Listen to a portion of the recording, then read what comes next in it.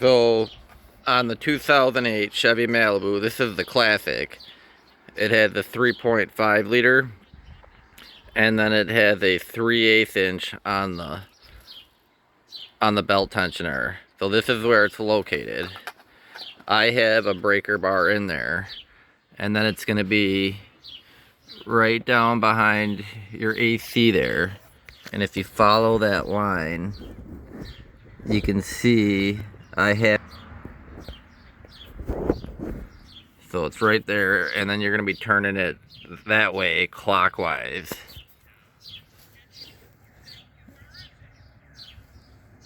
You see it there? So I'm in it right now. And then turn this. See how it's moving there? And it moved the belt there. So it's right down in there where I have that in. And then there's one bolt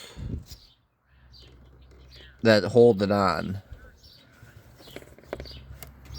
And then to remove it, you're gonna have to take the tire off and then get in there and take the bolt off. But just to loosen it, it's right down there. And then you're gonna turn it clockwise.